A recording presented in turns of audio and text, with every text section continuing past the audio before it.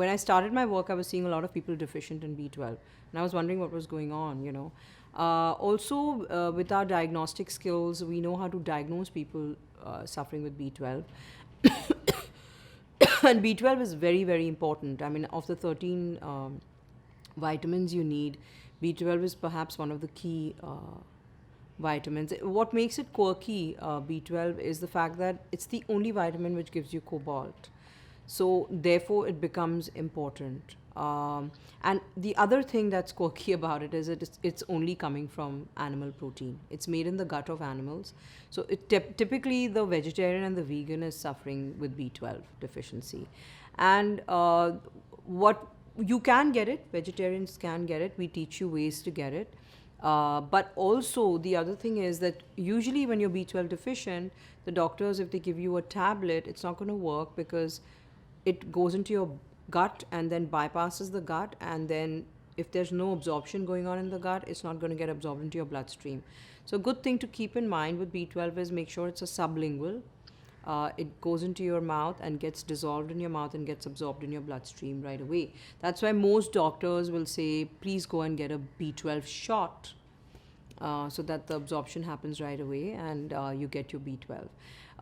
Typically, symptoms of B12 are a little also quirky.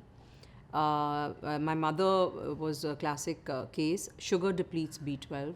Not too many people know that. And my mother eats a lot of sugar.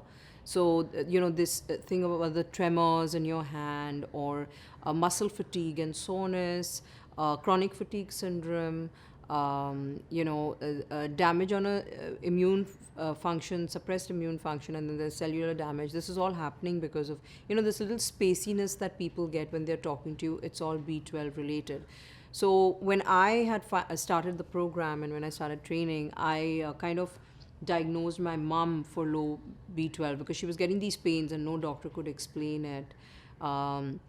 It was typically below the knee. And the doctor, the best orthopedic she went to, said, listen, I think you just, it's just something that you got to live with. We'll put you on steroids for pain medication. And that was something I was not about to do because she's already got a lot of weight. I know steroid would make her gain weight. So we didn't do that. I said, Mom, I think your symptoms point towards B12 deficiency. Go get yourself checked. And sure enough, she was B12 deficient. She's vegetarian. She's not vegan, but she's vegetarian. So there was no meat consumption in her diet. One way for vegetarians to get B12 into their diet is to make sure that their diet has the fermentation, the right fermentation. So let's say, you're including idli, South Indians, for example. They get a lot of it. You can include quick pickles, just made out of vegetables. So every vegetarian can do it.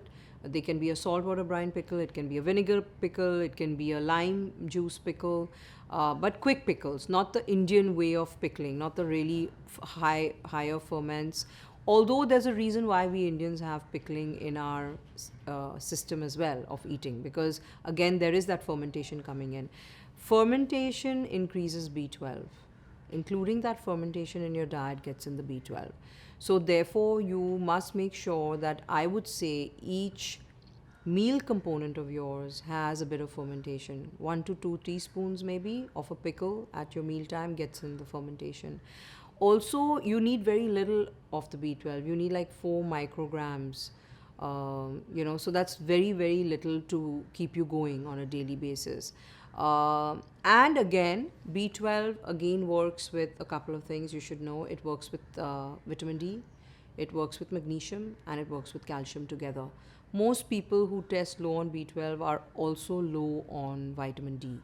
They come together, and there's a reason for that. It's again goes back to the whole magnesium theory. You need enough magnesium in your diet as well for these two to get absorbed. So please review that. Go into your diet and see if you're getting enough magnesium through your leafy greens.